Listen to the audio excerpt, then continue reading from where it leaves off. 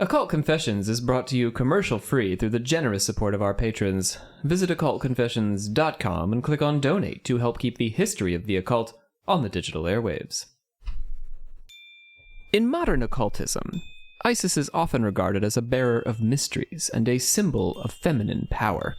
When Helena Blavatsky invoked her name in the title of her first major work, Isis Unveiled, she sought to reveal the hidden spirituality of the East through an Egyptian lens, a religion that she claimed sat at the heart of all worship, and was more true than the bastardized Judeo-Christian practices passed down in the West. Isis has played the role of purveying the secrets of a culture apart, to Westerners going all the way back to the Roman Empire. The Greeks and Romans were quick to adopt her cult and celebrate her at public festivals and secret initiations. But what was hidden behind the veil of Isis? How much do we know about her cult today? Today, on Occult Confessions, the Cult of Isis. My name is Dr. Robert C. Thompson, your supreme hierophant for today's proceedings. Joining me, the alchemical actors, Johnny Cook, our patron progenitor. Yowza. Been a little while, John. How are things? Things are thingin'. I'm delighted. What does that mean? It is what it is, man. It's going is It's what going. it means. It's going. Malik Hopkins. Time moves on. Malik is with us. Malik Hopkins as well. Malik, how are things? Well, my things are also thingin', but also... I'm just going to leave it at that. Oh, all right. It's a depressing It's a start little to the bit, episode. I mean, John was excited about it, but Malik sounds a little more sad about the things. Savannah, how are you feeling about the I'm things? feeling great today. Sister of the 84th degree, as is traditional, because Savannah and I now work together all the time. If you're tired of hearing Savannah, just say mean things about her in the comments. Yeah. Maybe don't do that. Sure. Don't do Let's that. maybe Do not. that. We, the members of the Secret Order of Alchemical Actors, do solemnly commit ourselves to a full and honest telling of the history of the occult as far as we know it. Let's make some sounds and open up that order of confessors. Boo. We have some wonderful folks who are supporting us over on Patreon. Peter W. and Julian D.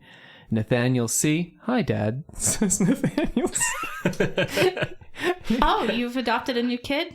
No, not me. Nathaniel wanted to add because his dad listens to the show. Oh. Hi, Dad. That's adorable.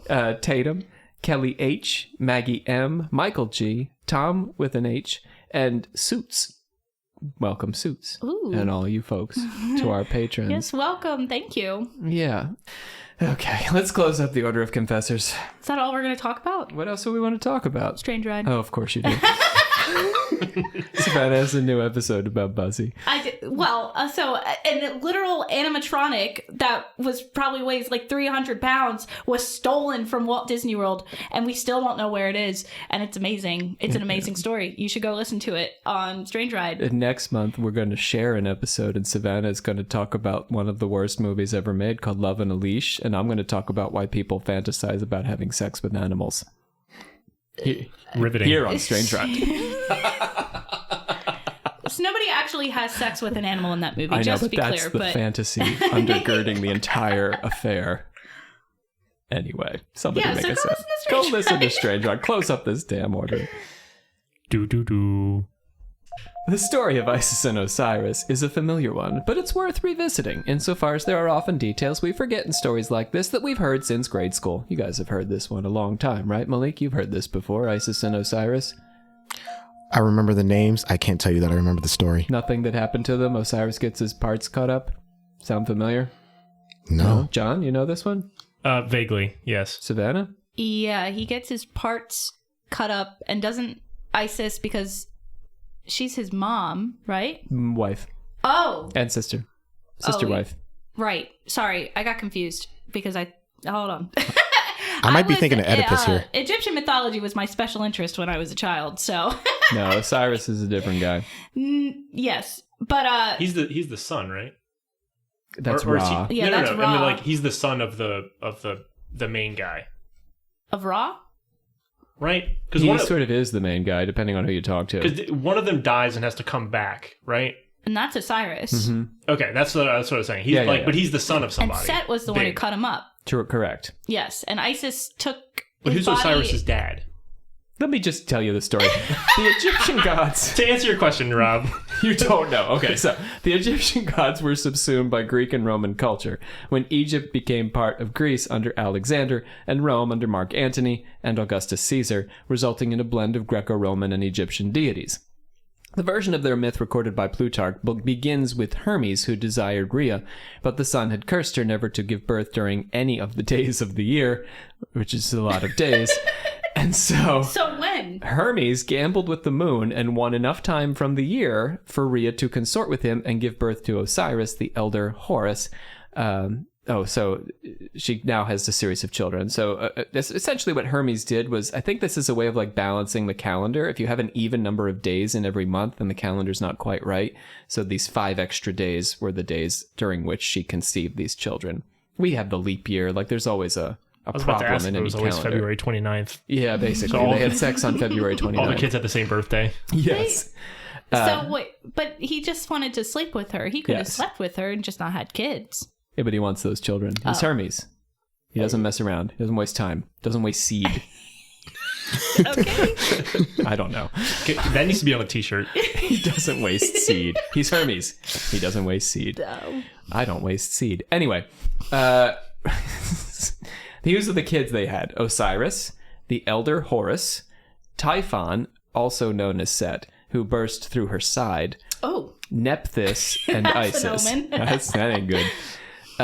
So it's coming from Plutarch, who Greekifies it. So that's why we say Typhon instead of Set in this version of the tale, but they overlap. While Horus appears to be the child of Rhea and Hermes in this version of events, he's actually the child of Isis and Osiris because he was conceived and birthed in the darkness of Rhea's womb when Isis and Osiris were enamored of and consorted with each other. That's what happens when you give birth to a god. Or several gods. So Or before you give birth to a god They or could be, several yeah. gods. Before you conceive multiple gods in your womb, must understand they may or may not create yet she another had, god while they're like- there. So before you're a mom, you're a grandmother. Yes. Nice. True. All at the same oh, moment. Wait, no. what? Oh no. So she had triplets? Quintuplets, really. Quintuplets, okay. Yeah, I mean, she had quadruplets plus a kid who wasn't hers, but it was hers. Grandchild. Oh, yes. There you go. Whoa. While Horus appears to be the... Oh, sorry, I said They that. left this out of my Egyptian books when I was a kid. A little too sexy. Little too sexy. Typhon and Nephthys became the rivals of Isis and Osiris, Typhon more than Nephthys. The name Typhon is a bit strange. As I was saying, traditionally Osiris's enemy is Set, Savannah's right, who's the god of destruction. Kind of like Shiva overlap. Plutarch overlapped Set with the Greek monster Typhon who fathered Cerberus, the Hydra, and the Chimera, giving us Typhon instead of the more traditional Set. Interestingly, the animal head of Set is a bit like the Chimera, unidentifiable to modern Egyptologists. They just call it the Set head. He has a long nose and tall ears, which could be any number of creatures. So yeah, they call it the Set animal. Nobody knows what he's supposed to be. Nephthys disguised herself as Isis, and Osiris joined with her, and their child was Anubis, the jackal-headed god, who looks a little bit like Set, but they're not the same. The god of death, right? Yes, yeah. Isis then brought up the child of Nephthys and Osiris because Nephthys abandoned Anubis for fear of her Set or Typhon. Aside from this episode of adultery, though, Nephthys is in Egyptian mythology, more of a partner to Isis than an enemy. Not sexually, but they hang out together. She helps Isis collect the pieces of Osiris in many versions of the myth and joins her as a goddess of funerary That's what rites. it was. Set scattered the pieces and Isis collected them. Let's get into that. So, Set or Typhon made a beautiful chest and offered to give it to any god who could fit perfectly inside of it. I remember this now. Oh, you're having childhood flashbacks? Well, okay, so I was not into Percy Jackson, but the guy who Oh. wrote the Percy Jackson series, which is like Greek gods are real, he also wrote a version where Egyptian gods are real. And that was called the Red Pyramid series. And I loved that series when I was a kid. And Set was the main The villain. Kane Chronicles, right? Yes, Yeah. the Kane Chronicles. And Set was the main villain. And they would talk to him all the time. And he was awesome. I loved him. You always like the bad I guy. know. Clearly missed out on some of these stories. I'm giving them to you right now. That's good. Oh, sorry, Getting Malik, I'll stop educated. talking. The bimbo. Malik is desperate for stories, Bimbo. Why shouldn't he? We gotta quit doing that. People are gonna misunderstand what we're doing here. It had been, what was I saying? So the box had, of course, been made for Osiris in advance, like they secretly measured him, and it only fit Osiris. And once he crawled inside, Set nailed him inside, then poured like molten like metal over it to keep him in there, and tossed him in the mouth of the Nile. The chest beached in the town of Byblos, where it was overgrown with heather, and the wood with the chest inside of it was worked into a pillar of the home of the king of Byblos. Isis arrived and discovered the chest inside of the pillar, and she was sad and wanted to like just hang out with this chest where Osiris was, but it was inside a pillar.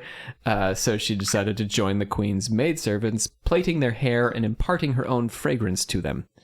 She had a good fragrance, Isis. Like Malik. That's But me. she's a goddess. She couldn't get the chest out of a pillar? Well, she didn't want to be rude. That's fair. It's not her pillar to No, smash. that was Wait, being you said used. the pillar was poured and filled with, you said it was filled with metal, you said? The chest has been, coated with metal, but it's grown inside of this giant wood piece that's now been used as a pillar. Gotcha. Yeah. So a box inside of a box inside of another box. Oh, Inside like of a Russian pillar. dolls. Exactly. Except a person inside of a box. Correct. So if you put god a in Russian there. doll in a box in another place. Isis's skill and scent did not go unnoticed as she became so close with the queen that the queen asked her to nurse her baby. And at night, Isis would burn away the mortal parts of the babe. Does this sound familiar? So yes, this is the Demeter myth. Yeah. Yeah, but it's coming back now in the Isis myth. Because Plutarch records it, he blends a lot of the mythology of the other goddesses Oh. into the Isis myth. Also, so okay. So she's not putting the baby in the fire like Demeter did. No, I think she is. She's burning it Oh. away. She's burning away the mortal parts. Oh, I Yeah, misunderstood. same idea. I thought you meant that she was cutting up this baby to remake No. Osiris. No. And I was like, I thought Set cut him up, but no. She's not cutting him up. She's Sorry. burning him up. He's on fire. That baby's on fire. When the queen discovered that, her baby was on fire, she cried out. And Isis identified herself as Isis and asked them to cut Osiris's chest out of the pillar. She was like, okay, you caught me. Fine, I'm here for him. He's a guy. There's a guy in your pillar. Couldn't she have He's a done that god. like to begin with? It would have saved a lot of trouble, but then we wouldn't have had this whole weird baby thing, which Plutarch enjoys. When they did cut him out, she threw herself on the box and cried out so terribly that the king's youngest son died right then and there. Oh no. Isis? And Come then on. she wept over Osiris, so the king's other son crept up behind her, and she gave him such a look that he too died right then and there. Oh, I wish I had that power. It's kind of hilarious.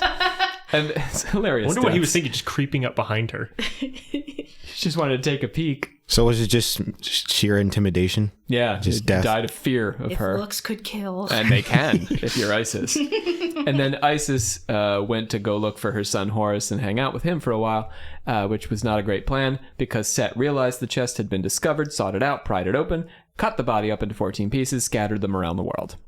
Isis collected them, but Osiris's penis had been eaten by fish. And Plutarch actually names the fish. It is the Lepodotus, the sea bream, and the pike who eat his penis. So it's a big penis, I guess. Takes And I guess Sad way the to go penis was out. cut into multiple pieces as well. something, yeah. Or they each got a ball. I'm not sure how that worked. Oh no, they didn't. Did they? I don't think they get the balls. You said it's 'cause just the penis. It's just the penis. So Balls he are still has his balls. Yes. Okay. If Isis found the balls, she Okay, must. that's have, the important part. because we're going to conceive children. So the seeds Yeah. are still there. The seed is still there. The you seed. can hear all the men really What? fussing over the balls. Yeah. Yeah, they're really interested. We're really in that worried about the aspect. balls, the men of the podcast. So It's Isis, the most important part. Isis constructed him a new phallus and revived him. You're right, Malik, because now we have all our pieces back. And Typhon was brought to them, Set that is, in chains, but they released him. They were like, "It's okay, you can go now." And Yeah, Isis, you had your little you tantrum. had your fun, but I'm back together and I have a new penis. Isis and Osiris consorted once again, and Isis gave birth to Harpocrates, also known as Horus the Younger, god of the rising sun. And that's your myth right there. It's likely that a cult of Osiris predated a cult of Isis by more than 1,000 years. In Abydos in Upper Egypt, Osiris had a cult center and was worshipped at a public festival, as well as more private purification ceremonies. While myths of Isis go back to Egypt's Old Kingdom roughly 5,000 years ago, evidence of temples to Isis date only to the 4th century BCE in both Egypt and Athens, where Egyptians were given permission to erect a temple to the goddess. Because Alexander conquered Egypt, and so there's Egyptians living in both places. Missing from Plutarch's story, but significant to the lore of the Isis cult, is Serapis. As the cult of Isis spread around Greece when Egypt was ruled by the Macedonians, she was paired with Serapis instead of Osiris. Outside of Egypt, the Greeks embraced Serapis as a blend of Osiris and the sacred bull Apis. So she wasn't really cheating on Osiris. This god is Osiris, but also with the sacred bull. But with a Grecian twist that encouraged Greeks and Egyptians to come together in worship of Serapis. Beginning with Ptolemy I encouraged this worship. So let's worship Serapis, he says. That'll bring all the Greeks together with the Egyptians. Isis and Serapis remained popular through the dawn of the Roman Empire and into the Roman Empire, actually. Caesar Augustus, in an attempt to make peace with the Egyptians during his bid to control Rome, promised to establish a temple to the Egyptian divinities. But after he defeated Mark Antony in 21 BCE, he pushed the Isis cult outside Rome, but did not discourage it beyond the city limits. So when he was trying to get the Egyptians to like him, he let them set up a temple in Rome to Isis. But then after he'd beaten Mark Antony and Cleopatra, he just said, I'm not against the Isis cult, but take it outside, kids. Take it outside. So the worship of Isis thrived on the borders of Rome. Early worship seemed to have been governed by male priests, but during the Roman Empire, Isis came to dominate the cult and priestesses reigned. Yeah, lots of ladies. That's nice. Back then, too, they And were in letting Rome. women talk. Yeah. Whoa. The Romans weren't. Anyway, there appears to have been no central authority, and so each cult operated under its own local authority, sort of like the alchemical actors. No, there's only one of us. I was about to say, Yeah. no, that doesn't check. When we open up another branch. Okay. Well, Strange Ride, maybe. Oh, yeah. Yeah, you're the priest over there. I'm the priest over here. You have local authority. You could go home now and tell everyone, hey guys, I have local authority. Over this internet Put your thing. hands on your hips. The areas where the cult was popular, like Corinth, held regular festivals for Isis, in which animals were sacrificed, wrapped in linen, and then hidden in a pit to be dug up again the following year. Like a time capsule? What? Like a time capsule. Some aged sheep. Like a fine wine. Unlike the rites of Eleusis, which were a one-time pilgrimage, those who were initiated into Isis's mysteries were expected to continue to serve her throughout the year and or the rest of their lives. Guess it depended. Okay. I mean, I feel like that's sort of the case with religion, isn't it? But not... So Eleusis, you would go and you'd be good. Like, once you received the mystery, well, you're done. Oh. You don't have to do anything else. You did your pilgrimage and it's over. You know what I mean? Seems kind of nice. Yeah, it is. It's very relieving. But with Isis, you had to keep on. It was like more of a membership. A subscription. Had to pay the fee. dues. Yeah. I mean, in the history of the show, we have had some people who have done a single episode, so those are our Eleusis people. You guys are the Isis crew. God damn Oh it. boy. One of the most important sources preserving the rituals and beliefs of the cult of Isis is Lucius Apuleius' The Metamorphoses, also known as the Golden Ass. That was actually Augustine who retitled it the Golden Ass because he wasn't a fan, but the title stuck because the Metamorphoses is also Ovid, so it's just easier to call it the Golden Ass. And it's funny too. That's so weird. That's Augustine, man. Apuleius' text is complex and I think easily misunderstood. I've read a lot of summaries of the text that don't quite get it, but having actually read the book, there's a lot in it that you just need to read it to understand, particularly as a work of occult history. It's worth taking a good look at it to parse its meaning, is what I'm trying to say. So we are going to take a good look at it. The crux of the debate for our purposes is whether or to what extent it reflects any historical truth about the cult of Isis. The Golden Ass is the only...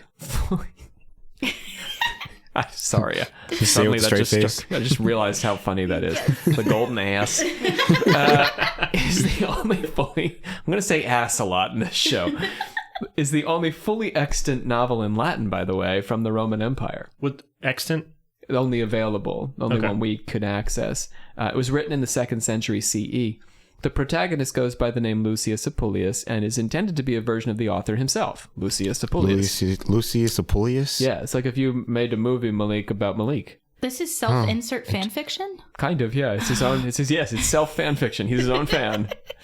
Oh, Isn't that like Dante? Yeah.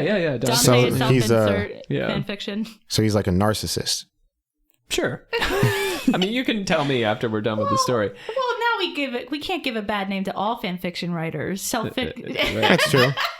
Now, those are the Strange Ride listeners. The protagonist goes by the name Lucius Apuleius, right? While traveling to the house of the rich miser Milo, Lucius hears the story of his traveling companion about the exploits of a pair of witches. One day, an old man named Socrates was attacked and robbed, no relation to the philosopher, and found himself in the house of an old woman who sold wine called Meroe, who was flattered, seduced, and did heartily sex Socrates. But Meroe was no ordinary old wine-selling woman who sexed Socrates. She was a magician. Whoa. She had one lover who loved another woman, and she turned him into a beaver. A man who sold wine and thus competed with her, she turned into a frog, and he had drowned in one of his own cask. A lawyer who spoke against her in court, she turned into a ram. And the wife of one of her lovers, she cursed that, even though very pregnant, she did not give birth until the child in her womb grew as big as an elephant. On the road, as Socrates was traveling with his friend Aristomenes, who was relating the story to Lucius, they stopped one night at an inn, where Socrates told Aristomenes all about Meroe. Aristomenes worried that having knowledge of this woman at all, and about her magic, might make him a target for her wrath, but Socrates reassured him, "It's going to be okay, buddy." That night, as they slept, they were visited by 2 women who snuck into the room. One was the witch Meroe, who slit Socrates' throat and then plugged it up with a sponge as he bled out in bed beside Aristomenes. Then the 2 women stooped over Aristomenes and peed all over him. R. Kelly'd. What the fuck? Ouch, Malik. Aristomenes, but true. Aristomenes fretted that he would be accused, tried, and hanged for his companion's murder because they, killed him and walked out and peed on him, and he was like paralyzed with fear. But then when he awoke, smelling of piss, he discovered that his friend Socrates was perfectly fine and not flayed at all. They stopped for lunch of bread and cheese, and Socrates was thirsty. So Aristomenes walked with him to the edge of a stream, where he stooped to take a drink, and instantly his throat split open and the sponge fell out, and he died there and then. Aristomenes rode off, never looking back, and changed his name and abandoned his wife and children for fear of ever being tried and executed for murdering Socrates, who obviously died right next to him of a cut to the throat, even though there was no one there to cut his throat other than his traveling companion. Ooh. Yeah. Wait, so was the Pretty sponge crazy. actually like keeping him alive, or is It's it? something like that, yeah, until he took a drink of water and then Because I guess it like the spilled water out. got in the throat and the sponge and expanded and Did he notice? Well, he was dead. No. Oh, when the sponge, when the no. sponge was like when he was alive, the No, sponge. I assume he was quite surprised to be dead. Dang. It was Yeah. magic. That's it. Magic got him. That's What? Harry Potter right there. I'm confused about the piss part. Yeah, that's just That's the why. part that just like it doesn't I quite was fit. thinking that like maybe they got drunk, right? So maybe he just like pissed himself when he was drunk, and I mean, then that's was the like, natural I just had a explanation. really weird dream. I mean, and it's a then- novel, so we don't have to find natural reasons. So Or was it just for the haha funnies? yeah, Author's like, heck, I'm gonna make him piss himself. yeah. I think it's for the funny, Malik. I think it's for the comic value of being peed on. I see. Lucius marvels at this tale and is particularly interested in learning more about the magic Aristomenes describes. But Aristomenes has no more to share. Lucius arrives at his destination, Hypata, and goes to the house of the rich miser Milo, who eats sitting on his bed with his wife or his guest, now Lucius, sitting at his feet. He passes messages to Milo from their mutual friend Demeas, and Milo volunteers to put him up at his house where they never eat meat because, again, he's a miser. Lucius comes to discover from his cousin, who also lives in Hypata, that Milo's wife, Pamphile, is a magician, like Aristomenes' Meroe, magician number 2, or witch. At his cousin's house, he hears another tale of magic from her guest, Bellerophon, who is missing his nose and ears. Bellerophon tells of how he was appointed to guard the corpse of a young man who had been killed under mysterious circumstances, perhaps as a result of witchcraft. He was warned, that is to say, to watch the corpse closely, for a witch might transform herself into a fly or a mouse to come and molest or enchant the corpse. The next day, a young priest arrived and cast an enchantment over the corpse to seek justice, and the corpse rose to speak. Malik's going to do this for us. Corpse line. All right, here we go. Why do you call me back again to this transitory life? You would know of the occasion of my death, would you? Verily, I was poisoned by the means of my wicked wife, and so yielded my bed to an adulterer. They will call this dead man a liar, but I can prove it to you.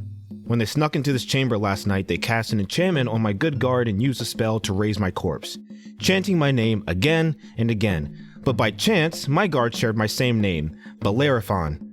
And so he rose up and walked out to the graveyard where they meant to mutilate my limbs. They cut off his nose and ears before they realized they had the wrong man, and so they made him a false nose and false ears out of wax. And there's your proof. Bellerophon reached for his nose and pulled it off, and so the wife's wicked plot was revealed. Again, he was surprised that his nose came off. After hearing this tale, Apuleius worked his way home in the dark and discovered 3 thieves attempting to break into his host Milo's house and steal his riches. So he drew his sword and killed all 3. The next morning, he was arrested for murdering the men.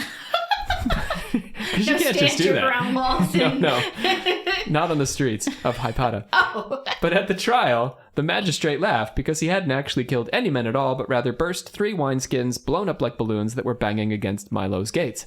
Lucius was embarrassed but relieved and went home to have lots of sex with the maid, Fotis. Fotis, you see. I'm lost. Why are we talking about this? Because the cult of Isis is coming. Oh, okay. You're going to have to be patient. I'm not. There's a lot going on here. A lot of magic. A lot of magics. A lot of sex. Yeah, that too. And pissings and things. Fotis, you see. Fotis, you see, is Milo's beautiful maid, with breath like cinnamon and pretty milky white paps. Those are her bosoms. Her paps. I was like, I don't know what that word means. I had not seen this word in some time until I read this book. The Milky White Paps. The Milky White Paps. The book was, I read a translation. That's an indie band. The Milky White Paps? Oh, yes, yeah, that is 100%. Good. Like the Fleet Foxes. This is the Milky White Paps, by the way. I read a version of this that was translated in the Renaissance from Latin into English, so that's why we get these fun turns of phrase. They had been making sweet love into the night for days before the attack at Milo's gate, but after the trial, she took out a whip and told him to beat her for her transgressions. He has no idea what she's talking about, our guy, and she tells him the tale of her mistress, Milo's wife Pamphile.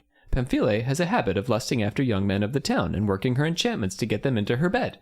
Lusting after her latest would-be conquest, she sent her maid Fotis to fetch some of the man's hair from the barber. And we get the Fotis story.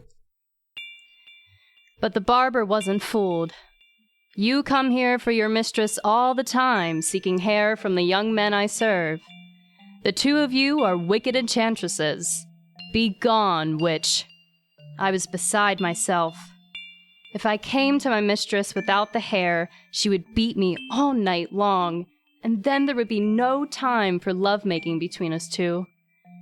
But I happened across a young man shearing goats and readying to flay them, and I noticed the color of the hair was much like the color of the hair Pamphile had sent me to gather. So I gathered up whole handfuls of it and brought it home to her. And she worked her magic, and in the night, the skins of the goats, which had been turned into wine bladders, came banging against the gates of our house, and that's what you found and mistook for the thieves. So you see, it's all my fault. Lucius forgives her on condition that she take him in secret to watch her mistress doing magic, because remember, he's obsessed with learning how to do magic. And Fotis agrees, as long as he keeps secret what he discovers. Lucius promises, just as they both realize that the courage of Venus has assailed in them, as well as their desire. And so, guess what? Their members have also come to life, and Fotis unrays herself, and they go to bed, and they pass another night in dalliance until they are overcome by unlusty sleep. You guys Nice. appreciate, yeah, that's hot. It's hot stuff right there. Sexy. Savannah didn't get it. I'm having That's trouble some self-insert fanfic right there. Yeah. Yes. There you go. Don't feel left out. I also didn't get it. It didn't click. The words are just sounding like words right now and not It is. sentences. So. A few days later, Fotis ran to Lucius to tell him that her mistress was about to transform herself into an owl and fly around for a while. Okay, hang on. So, Lucius... Hanging out with the maid, having good sex times. But the maid is a witch. Not really. She, works for a witch. She helps the witch out. And She collects the hair for the witch. Yeah, she does. And the witch is married to... To the miser Okay. who owns the house. Yes. And she's about to that perform also magic. has sex with the maid. No. Oh. Only the narrator has sex with the maid. Oh. Yeah. And the Milky White Paps. The Milky White Paps. Don't forget the Paps. So he wants to meet the witch that she works for. Yes. He just wants But to watch then her do they- magic. Yes. But Learn then- how she does magic Gotcha. secretly. Oh, but then they got distracted because they wanted to have sex so badly. Yeah. I mean, like you do. Yeah, sure. But But now magic is happening. And they Oh. must stop sexing and Okay. go and watch it. all Gaze right. upon it. Yeah, this does sound really self-insert fan-fiction-y. Like, the sex didn't need to be there. And I feel like that's an argument that a lot of people have about normal fanfiction. It's like, that sex didn't need to be there. But the Paps. Lucius went to... It's all about the Paps. Lucius, and he's still got his balls. Lucius went with her to watch from a hidden place as Pamphile stripped, covered herself in ointment from head to toe, grew feathers, and turned into an owl. Now there you gotta strip down if you're gonna be an owl. And off she flew. Once she was gone, Lucius and Fotis came into the room, and Fotis grabbed hold of a box of ointment, handed it to Lucius, who unrayed himself, covered himself in ointment, and quickly grew hooves, large ears, and an enormous snout, and then the full body of a donkey. Because he didn't turn into an owl, wrong box of ointment, whose misadventures then comprise the rest of the story is about him as a donkey. An ass. Sounds like Emperor's New Groove. An ass. An ass. It also made me think of Midsummer. Yeah, it is. Shakespeare took that from this story. Oh. Yeah, for sure. Oh. Fotis tells him he must eat a rose to be transformed back into a man and promises to go get him one the next day, but thieves break in, rob Milo, and use Lucius to carry off their ill-gotten gains because he's a donkey. Was the donkey golden? Huh? Was the donkey golden? I don't know why it was the golden ass, but yeah, I guess at this point he's covered in gold. The golden ass. Oh. Yeah. Maybe he's blonde. Anyway, I did just buy a French graphic novel of this book, so I'll let you know That sounds amazing. if it's portrayed as, yeah. You have to post some pictures of that in the Discord. Oh, yeah, I'll do that. Join the Discord. Anyhow, off he goes, but he can't eat a rose because he's with a bunch of dangerous thieves, and he'll just turn back to a naked guy covered in gold, and they will murder him. So he's got to stay an ass. So now it's getting clever, right? I love this story now. There you go. After robbing Milo, the thieves abduct a beautiful bride, Charity. Oh, so or now he Charity. wants to become a human again. They abduct her at her wedding. Oh, Charity come on. That's is... supposed to be the best And she's day very of her sad. life. Yeah, now she's very sad. She's Not beside anymore. herself. She's worried for herself. She's worried for her husband, almost husband. And there's an old woman there who is in league with the thieves and starts telling her the story of Psyche and Cupid. This is the first time the story has been recorded, by the way, in the known history of Western literature, but we'll come back to Psyche and Cupid in a bit. Charity was calmed temporarily, but then attempted to escape on the back of Lucius the donkey. Not knowing that he's a dude, by the way, because he can't talk because he's a donkey. Mm-hmm. The thieves caught up with them and threatened to punish them by slaughtering the donkey and stuffing the girl inside the donkey to be torn apart by wild animals. Kind of an elaborate plan. It just makes me think It's of over the Star top. Wars. It is a little Star Warsy, yeah. However, when a newcomer arrives, who is also a thief by trade, he convinces them that they can make more money by not murdering her, but instead selling her into prostitution. And Lucius is kind of surprised because Charity is really happy about being sold into prostitution. And she keeps kissing this new thief on the lips. What? Does John know? He realizes that the new thief is actually Her husband. Lipolemus. Oh. Lipolemus, her husband, yeah, who's disguised himself as a thief Oh, so she was I did not technically get that. cheating. with herself, with her own husband. With her own husband, Yes, but she didn't know. fiance.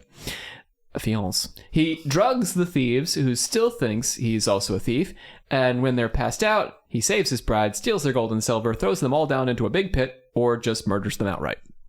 The gold? Or the thieves? He The kills thieves. the thieves? Kills all the thieves. He throws them in a pit? Because he got him real drunk. Because they trusted him. They thought he was a thief. Yeah. Shouldn't do that. Thieves stick together, man. Right? But You can always trust a Thicker thief. than thieves. but what if he's not a thief? Did you ever think of that? Then you can't trust him. You can't trust him. Nobody lies about being a thief. Charity is so grateful for the friendship of the donkey Lucius that she arranges to have him taken to a beautiful pasture to be mated with the finest mares and produce mules for her. But she's deceived, and instead he's taken off to do hard labor. Oh. He was like, damn, I really wanted to see what it was like to have sex as a donkey. He's going to find out.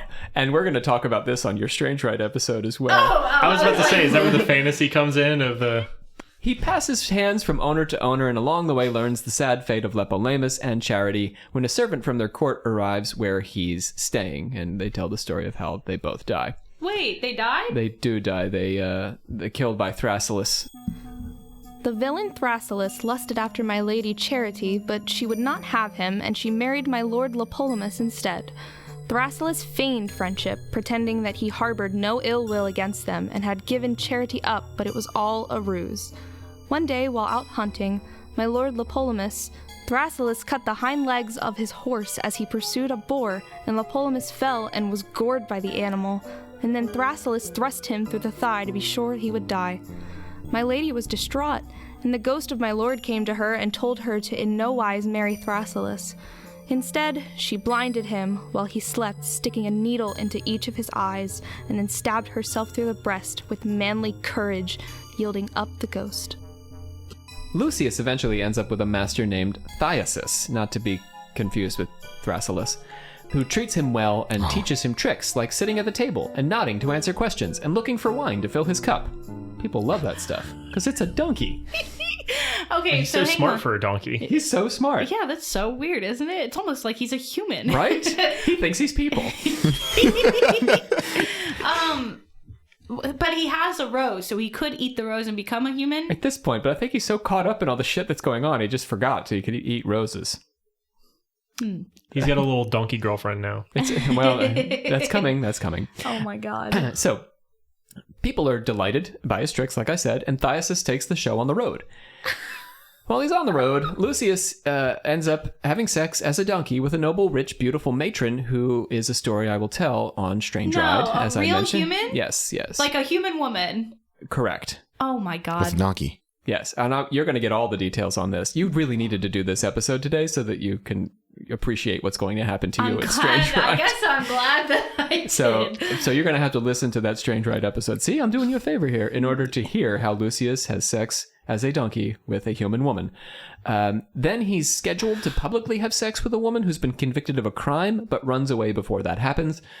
And that crosses the line. That It crosses does the need to line, be yeah. consensual. Yes.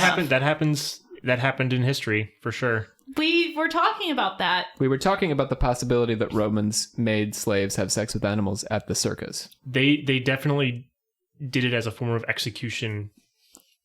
That you could die having sex with a wild animal. Well, they would make you have sex with it, and then they would set them on you to kill you afterwards. Yeah. It was like to embarrass you and then kill you. Oh my god. It was like in Yeah. the Colosseum. I believe that to be true. There's some arguments about apes and giraffes being involved. I don't think giraffes were involved because that doesn't seem possible. But I read it was, Yeah, how do it you was, mount it was a giraffe? mainly like dogs of different kinds and that big makes cats more and sense things to like me. that. Yeah, A I could giraffe see could that. kill you though with one good whack of their neck. I don't think it can have sex with you No, though. Yeah. no, but it could kill you. Yeah. Lucius eventually ends up with a master. Oh, we did that. Sorry. He winds up on the shore, and this is where he finally meets Isis. On the beach at night, Lucius feels that he must have, by this point, been used and punished enough, and implores the moon as the primal goddess for relief. His prayer is addressed to Ceres, Venus, Artemis, and Proserpine, who overlap a bit with Hecate in his description. Remove from me this hateful, beastly shape, and restore to me the sight of those I love. The goddess responds, emerging from the waves wearing a crown of flowers with a circlet over her brow, showing the image of the moon, blades of grain, and vipers. She wears a pitch-black cloak scattered with the burning light of the stars and a garland composed of every fruit. In her right hand she carries a sistrum, and in her left an oblong boat-like vessel. She calls herself many names. The Phrygians call me Mother of the Gods. In Attica, I am Minerva. To the Cyprians, Venus, and the Cretans, Diana. The Sicilians call me Proserpine, the Eleusinians, Cyrus. I'm also called Bellona and Hecate and Rhamnusia. But my true name is Queen Isis. Cease to moan. Soon through my providence the sun of your salvation shall arise. Tomorrow my priest will lead a procession. One will carry a crown of roses. Go and kiss his hand and crop the roses. My followers will let you through. Instantly you will shake off the hide of this beast. Only remember all the remaining days of your life must be dedicated to me. I shall prolong your life, and when death comes, you shall dwell in the Eleusinian fields. The next day, Lucius the donkey attends the processions which begin with the initiates followed by the priests and then the images of the gods. And the donkey steps forward, and the priest watches as he eats the roses. Having seen this event in a dream, by the way, Isis sent the priest a dream, and she was like, a donkey will come to you, and you must let him eat the roses. So he does that. And the crowd watches in wonder and awe as the jackass turns into a man, gingerly holding his privates. Still a jackass. Can you see him? And he even describes, like, my thighs were crossed, and I did hold my privates. The priest gave him a bit of linen. This will be a really interesting visual novel. I am looking forward to it. The priest gave him... I only got the first half, so I had to still buy the second half. It's a little pricey. But if I like the first half, then I will buy the second part. So the bestiality will not be in the first part. You have to pay for the second part for that. Apologies, zoophilia. We'll get into all this on the Strange Ride episode. But zoophilia is the preferred term, I believe. I don't know if I want to talk about term? this. It's some of it's really dark and unpleasant, but anyway. Oh, God. This is supposed to be a fun podcast. But we're going to talk about Lucius and his jackass It sounds like sex. it's going to be a strange ride. His voluntary consensual sex with a matron. A ship was piled with auspicious offerings and devotions and set adrift on the sea during this rite to Isis after he covered up his parts. Then they returned to the sanctuary of Isis, where they replaced the images of the gods which were in the procession, and the scribe read out prayers. After this, Lucius worked to be initiated into the cult of Isis. The act of initiation had been compared to a voluntary death with the slight chance of redemption. Therefore, the divine will of the goddess was a wont to choose men who had lived their life to the full, who were coming near the limits of a waning light, and who yet could be trusted with the mighty secrets of her religion. He abstained from meat for 10 days and then joined a ritual bath. So I'm good. I've abstained from meat. I can join the cult. Donned a new gown and went into the Holy of Holies, where he experienced a rite, the details of which he could not share. He approached death and the threshold of Proserpine and the gods above and the gods below. That's all he can tell us. Having been admitted into the cult of Isis, he still felt drawn to more mysteries and realized that some belonged to the cult of Isis and some belonged to the cult of Osiris, and he longed to be a member of both cults. And so he joined the Osiris cult in the same fashion and then performed yet a third initiation into the Isis cult again, at which point the god Osiris himself spoke and told Lucius he would become a great lawyer in Rome. And so he did. He became a lawyer? That's how it all After all sort of of that? winds up, yeah. You think he would have become something cooler, but a lawyer. It's likely that Isis, Osiris, and Isis again was a formula that Lucius's narrator pursued as a standard path for an initiate who sought the highest degree of initiation, although many likely settled on initiation into either Isis or Osiris and didn't feel the need to go the whole hog. Okay, so let's get to the question here. Is this true? I mean, the Isis cult stuff, not the donkey magic stuff. Because there's a lot of donkey magic, and then suddenly he's describing this seemingly legitimate series of events that even in the secret, he's like, he can't reveal the secrets of the cult. So it feels like he's actually describing a religious occasion. There's good reasons to wonder whether or to what extent the story of Lucius Apelius, actually reflects anything about the cult of Isis. This was a story in which a woman had sex with a donkey, and another woman nearly had sex with a donkey. It's also a story in which 2 witches peed on a guy. But, despite the broad characterization of some modern commentators, the novel is by no means consistently a comedy. I don't know if you think donkey sex is funny, but it's consensual, so it's funnier. I mean, it happens in Shakespeare, too. Yeah, he thinks it's funny, too. Never knew a donkey could be a pimp. A donkey pimp? A donkey pimp. Or does the donkey have a pimp? Is the donkey's not the pimp? The donkey's the prostitute. Donkey's the prostitute? Correct. But He's being whored out. But aren't pimps also prostitutes? No, that's Deep, sorry. man, deep. That's that's not what I meant. Wait a minute. Isn't the oppressor also the oppressed? Yes, in a way. That I believe was Orwell's point on shooting an elephant. What? What? Yeah, we're on. Never mind. That joke was for a few graduate students out there. So donkey prostitutes. Donkey prostitutes is what we know. We were not talking about that. Wait, so the donkey is... is the donkey being forced into this, or does the donkey want it? No, he wants it. She's pretty hot. Yeah, but... She's a matron. But don't... But she asked for it. So... And I believe she paid the owner, the diocese for it. Yeah, I'm pretty sure. She's rich. Oh, got it. So he is a prostitute. He's a prostitute donkey. That's true. See, my thought of like the pimp was like, this donkey's collecting women, and... That he was the pimp. No, he's the prostitute. And his owner is the pimp, selling him to have sex with a lady. Got it. There you go. Makes more sense. Okay. In the same story where a man gets peed on, another man has his throat slit and dies horrifically at the hands of the same witches. The point I'm trying to make here is that there's a variety of tones in the story. Later, a woman blames Lucius for her son's tragic death when he is mauled by a bear. She traps Lucius in a barn, binds his legs, and beats and scalds him until he poops vigorously in her face. Comedy and tragedy are intertwined, is what I'm trying to say. So her son just died, and she's blaming the donkey, and she's taking it out on the donkey, and then he poops vigorously on her. It's hilarious and sad all at the same time. So to say that it's purely a comedy is not correct. It's grotesque, and it's almost sublime in how grotesque it is. Yeah. Other moments are free from comedy entirely. The tale of Lipolemus and Charity is romantic, melodramatic, and tragic, but not funny. The novel as a whole has a sense of justice at its core and fairness, and while it satirizes much about Roman life, it is not always a satire. But what of the details of the rite itself? Isis describes herself as many different goddesses, and this is how Lucius invokes her.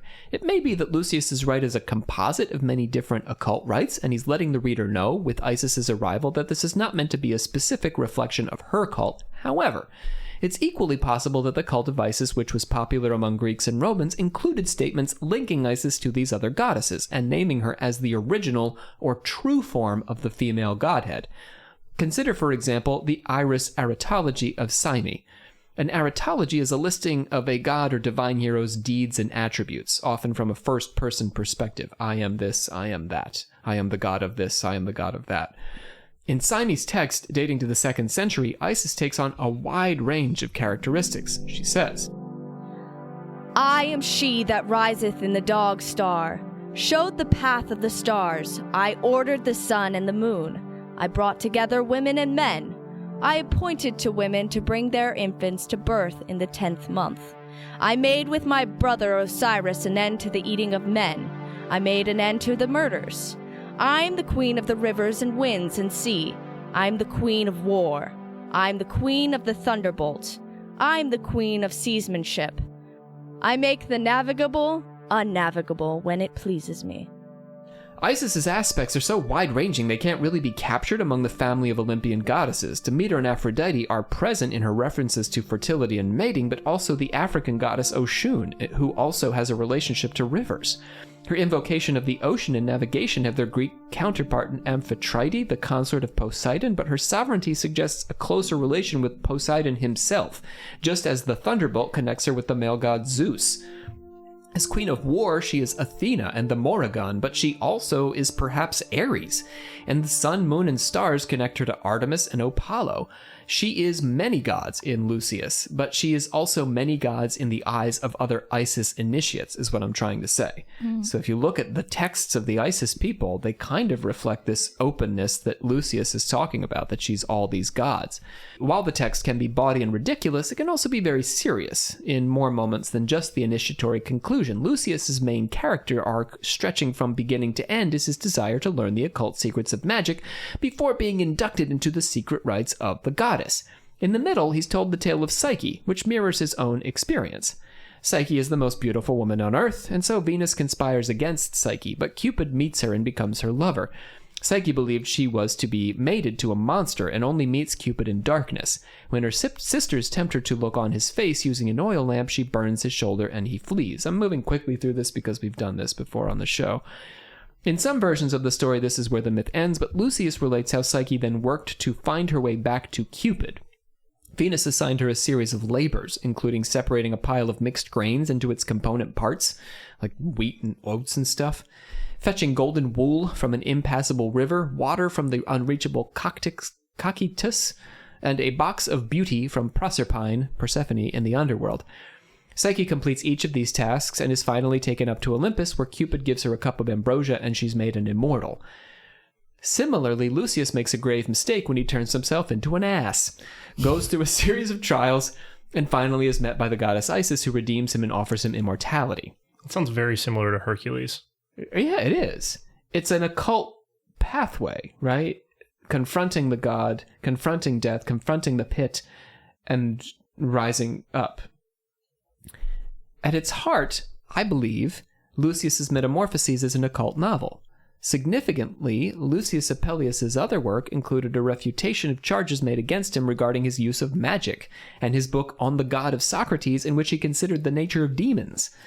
While we can't be sure Apellius was an initiate of the cult of Isis, it stands to reason that he was some kind of initiate, and this is what he sought to portray in his novel.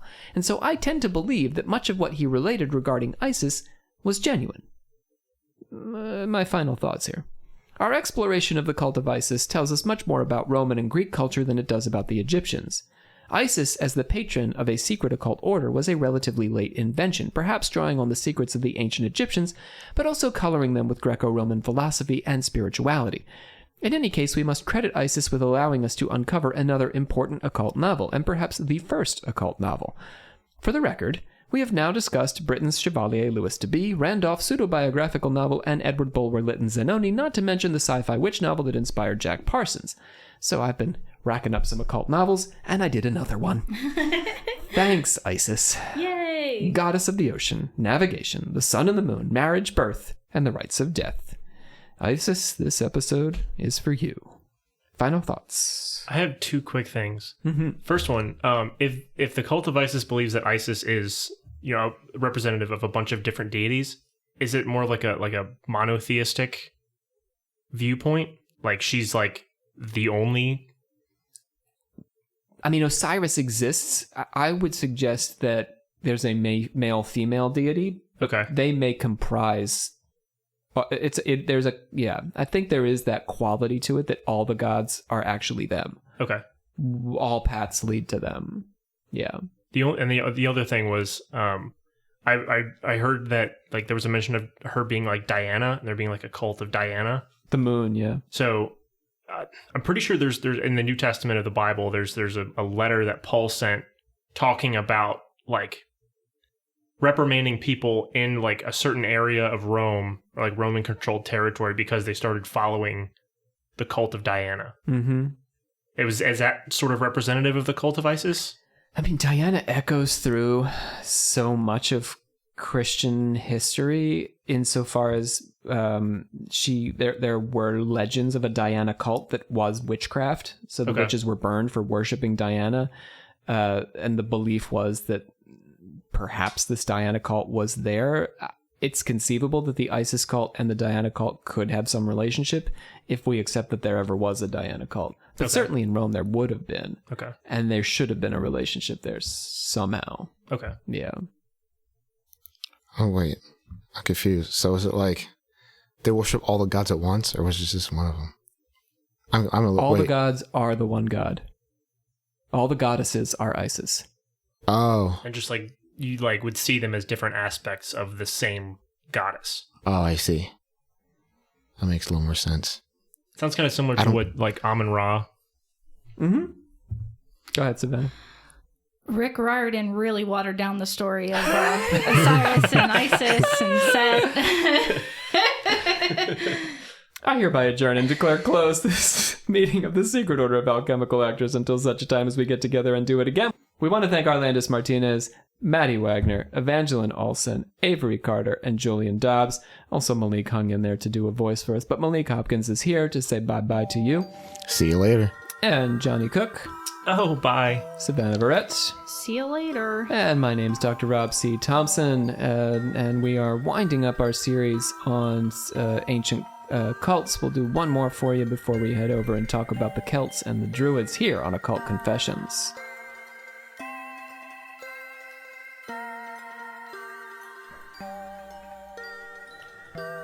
I'm going to do something I don't ordinarily do and offer a brief postscript to today's episode, a footnote, if you will, or an addendum.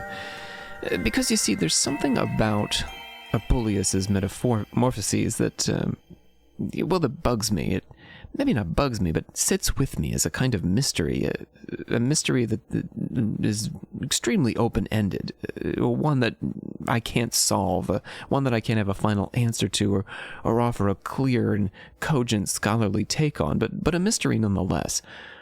The rose plays a significant role in Apuleius's transformation, the narrator, that is, from beast of burden, donkey, back to human.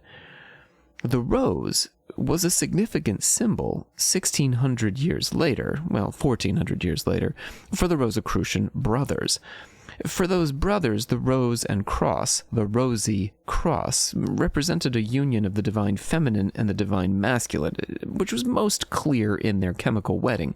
But the chemical wedding and the manifestos of the Rosicrucians, much like Lucius Apuleius's occult novel, were purportedly jokes.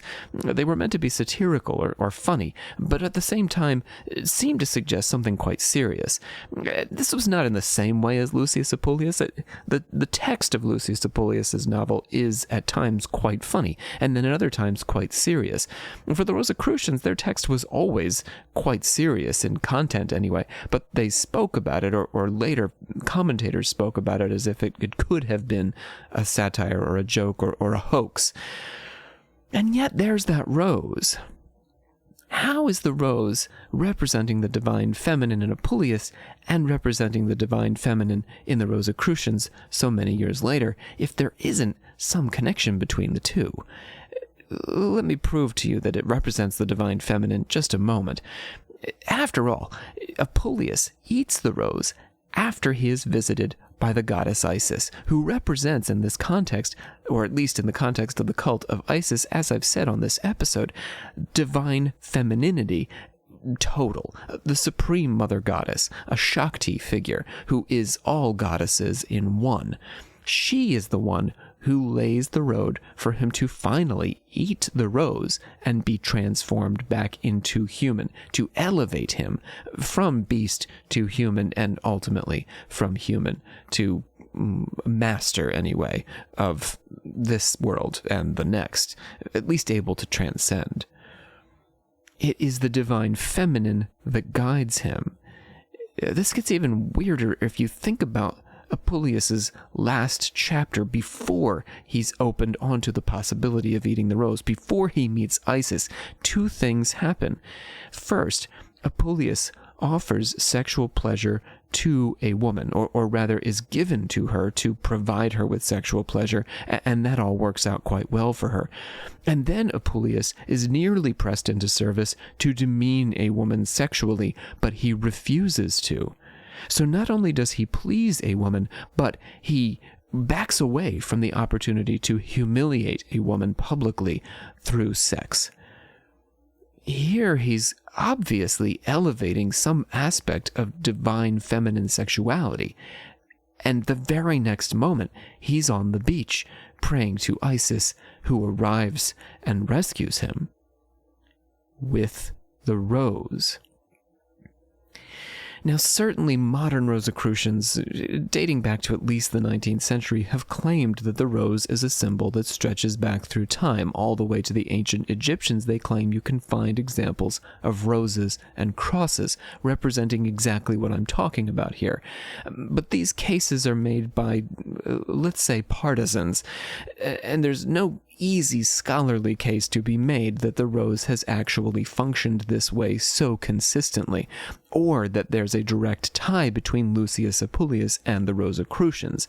The Rosicrucians, for scholarly purposes, for all academic reasons, came into existence beginning with the 16th century texts like the Chemical Wedding, or perhaps most famously the Chemical Wedding.